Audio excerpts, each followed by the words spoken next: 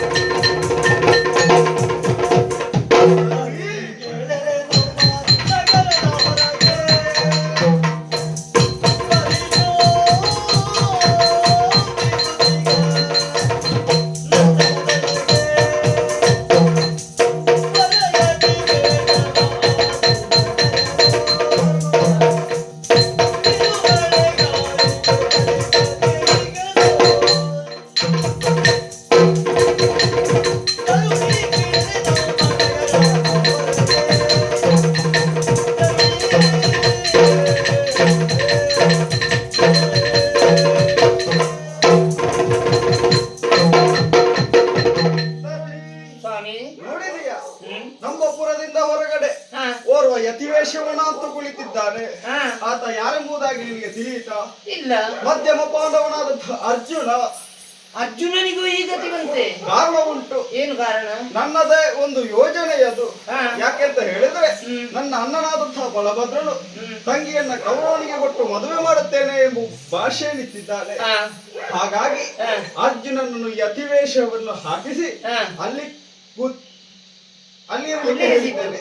ಯಾಕೆ? ಅಣ್ಣನಿಗೆ ಯತಿಗಳಂದ್ರೆ ಬಹಳ ಪ್ರೀತಿ. ಖಂಡಿತ. ಹಾಗಾಗಿ ಕರಿಬಂಡೆಗೆ ಕಾವಿ ಬಟ್ಟೆಯನ್ನು ಸುತ್ತಿದ್ರು ದೀರ್ಘದಿಂದ ನಮಸ್ಕಾರ ಹೊಡೆಯುವ ಅಭ್ಯಾಸ. ಹಾಗಾಗಿ ಕೌರವನಿಗೆ ಮದುವೆ ಮಾಡಿ ಕೊಟ್ರೆ ಹೇಗಾಗುತ್ತದೆ ನನ್ನ ತಂಗಿಯ ಬಾಳು? ಹಾಳಾಗಿ ಹೋದಿತ್ತು. ಹೌದು. ಹಾಗಾಗಿ ನಾನು ಮಾಡಿದಂತಹ ಯೋಜನೆ, ಕೌರವ ಇಲ್ಲಿಗೆ ಬಾಸಿಂಗ ಕಟ್ಟಿಕೊಂಡು ಬರುತ್ತಾನೆ, ಅರ್ಜುನನ ತಂಗಿಯನ್ನ ಅಪಹರಿಸಿಕೊಂಡು ಹೋಗುತ್ತಾನೆ. ಇಲ್ಲಿ ಅಣ್ಣನ ವಚನ ಒಂದು ಆಗುತ್ತದೆ ಒಂದು ಕಾರ್ಯದಲ್ಲಿ.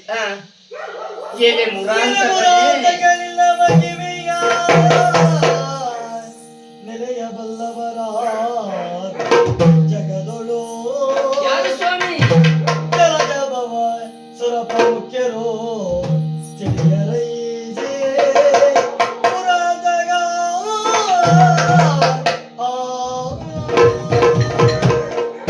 ಸ್ವಾಮಿ, ಒಂದು ಕಾಲದಲ್ಲಿ ಲೋಕ ಕಂಟಕನಾಗಿ ಮೆರೆದಂತ ಮುರನೆಂಬ ದಾನವನನ್ನು ಕೊಂದು ಮುರಾಂತಕನೆಂಬ ಬಿರುದನ್ನು ಹೊತ್ತವರು ತಾವು. ಯುಗ ಯುಗಾಂತರಗಳಲ್ಲಿ ಅವತಾರವನ್ನು ಎತ್ತುತ್ತಾ ದುಷ್ಟರನ್ನು ಶಿಕ್ಷಿಸಿಕೊಂಡು ಶಿಷ್ಟರನ್ನು ರಕ್ಷಿಸಿಕೊಂಡು ಬಂದವರು. ಸ್ವಾಮಿ, ನಿಮಗೆ ಜಗದ ಭಕ್ತರು ಒಂದು ಮಾತನ್ನ ಹೇಳ್ತಾರೆ, ಕಪಟ ನಾಟಕ ಸೂತ್ರಧಾರಿ ಎಂಬುದಾಗಿ. ಇದು ಕಪಟ ನಾಟಕವೇ. ಯಾಕೆ ಗೊತ್ತೇ?